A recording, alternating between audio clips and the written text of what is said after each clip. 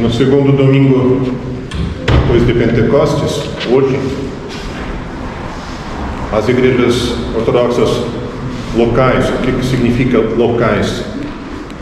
Cada nação ortodoxa tem a sua suas próprias tradições, embora mantenham todas elas a mesma fé, mas cada nação tem as suas tradições.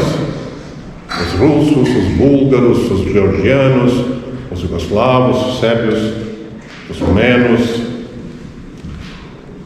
E no segundo domingo, depois de Pentecostes, hoje, uma dessas igrejas comemora todos os santos que foram glorificados na sua nação.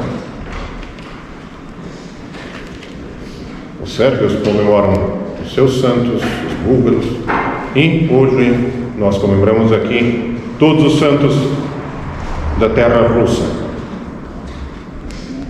Todos aqueles que durante os mais de 1000 anos de história de ortodoxia nas terras russas se esforçaram em agradar não ao mundo, mas a Deus. Se esforçaram em servir não às coisas passageiras, não às coisas mundanas, mas servir à eternidade, a servir a Deus glorificado na Santíssima Trindade. É muito comum ouvirmos: sim, mas ele é santo porque ele era especial. Não. Todos os santos foram homens, mulheres, crianças, como todos nós. Mas tiveram o desejo, fizeram o esforço de estar mais perto de Deus. Em particular, nós podemos ver a história da Igreja Ortodoxa Russa no século XX. Os séculos anteriores, desde a época de batismo da Rússia até o início do século XX, a quantidade de mártires na história da Igreja Russa era pequena. Tinham os mártires, mas não tantos quanto, por exemplo, no início do cristianismo, nos primeiros 3 séculos. Já no século XX, a quantidade de mártires foi elevada, foi aumentada, de forma que só Deus sabe quantos foram os mártires. No início do cristianismo, nos primeiros séculos, quando a perseguição era aberta contra os cristãos, eles muitas vezes se preparavam com antecedência já, com a certeza que muito em breve, em determinado momento, eles seriam levados ao martírio. No século XX, principalmente, podemos calcular os primeiros anos do comunismo, primeiros anos da perseguição dos cristãos na Rússia. Não se tinha certeza de quando viriam buscá-lo. Existem relatos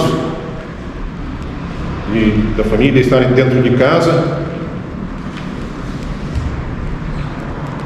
virem os comunistas, levarem pai e mãe para a prisão, jogarem as crianças na rua e os pais serem fuzilados muito em breve, sem julgamento, sem nada, só pelo simples motivo de serem cristãos.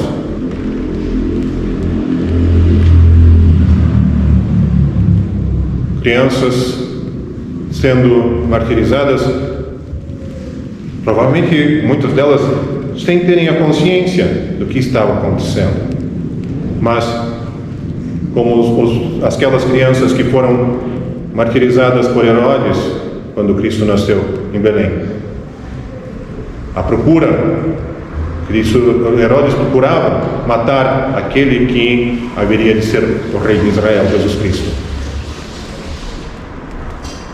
Mas ele matou todas as crianças em Belém.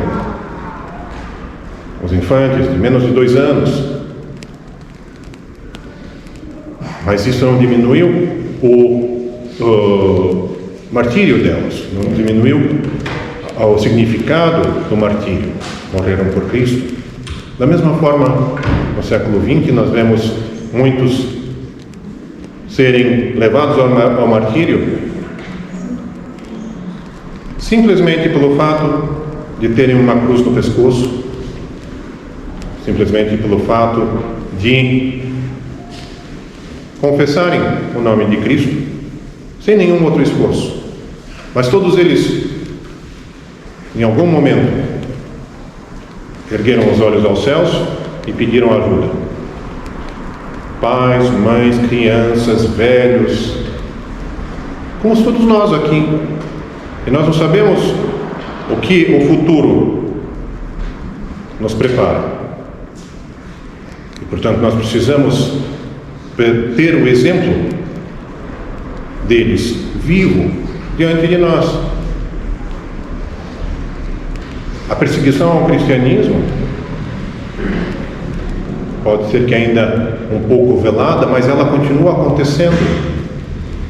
Tem tantos relatos de perseguição aos cristãos na África nos dias de hoje, serem torturados, queimados vivos cristãos, simplesmente pelo fato de serem cristãos. Com certeza Deus os recebe no seu reino,